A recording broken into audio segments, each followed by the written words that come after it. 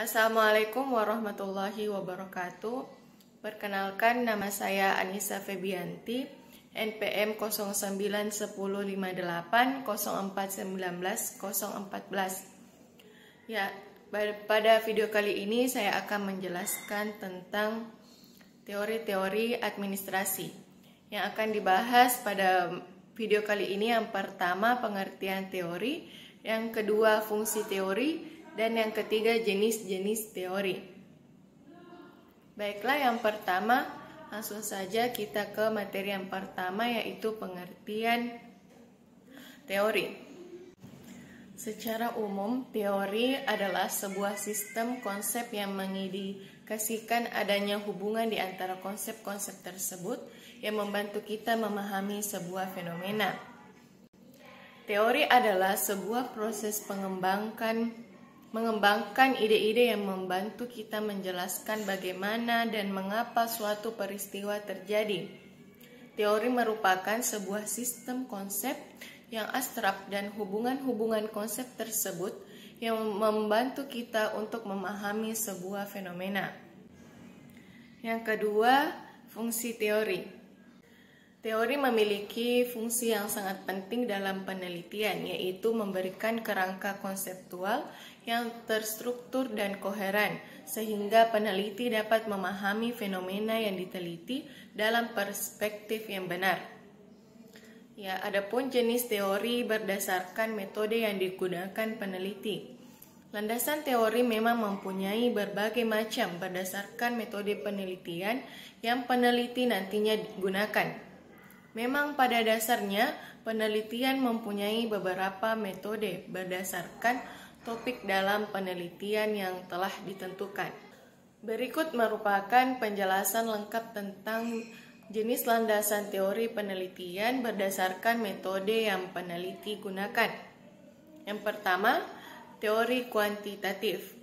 Jenis teori kuantitatif yang diterapkan nantinya tentu mengharuskan seorang peneliti agar memahami terkait variabel yang digunakan. Adapun variabel yang dimaksud yakni variabel yang akan dirujuk terhadap karakteristik yang nantinya akan diukur oleh peneliti, di mana karakteristik variabel tersebut pun bermacam-macam dan kerap kali digunakan saat meneliti. Jenis terkait variabel tersebut antaranya variabel bebas atau tidak khusus, ada juga variabel terikat yang menjadi kebalikan variabel bebas. Selain itu, jenis variabel lain yang biasa diterapkan peneliti adalah variabel moderating dan juga variabel jenis kontrol. Variabel jenis confounding pun digunakan jika memilih menggunakan metode penelitian kuantitatif. Yang kedua, teori jenis kualitatif. Penggunaan teori dengan metode kualitatif, seorang peneliti akan menggunakan teori tersebut dan memiliki tujuan berbeda, di mana tujuan penggunaan teori tersebut sebagai pernyataan yang bersifat menjelaskan terkait suatu perilaku khusus. Memang teori kualitatif termasuk sebagai teori yang sempurna apabila mempunyai konstruk, variabel maupun sebuah hipotesis. Bukan hanya itu, teori kualitatif ini digunakan untuk dijadikan sebagai sebuah panduan yang bersifat umum dalam meneliti sesuatu. Teori kualitatif pun dapat pula dijadikan sebagai poin yang terakhir pada sebuah penelitian. Dengan kata lain, bahwa teori yang diterapkan oleh peneliti akan dipakai untuk melakukan penelitian secara konduktif berdasarkan data yang diperoleh. Yang ketiga, teori mix atau campuran. Lain halnya dengan teori metode mix atau campuran yang nantinya secara deduktif untuk diterapkan peneliti.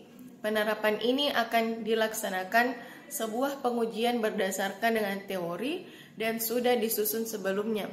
Adapun cara jika peneliti ingin memasukkan teori yang sudah dipilih ke metode ini, yakni melakukan pengumpulan dan analisis terlebih dahulu. Setelah itu, peneliti akan menggabungkan data yang bersifat kualitatif maupun kuantitatif yang telah didapat. Adapun kerangka dalam proses mengerjakan teori menggunakan metode ini, yakni kerangka kerja berdasarkan ilmu sosial dan transformatif.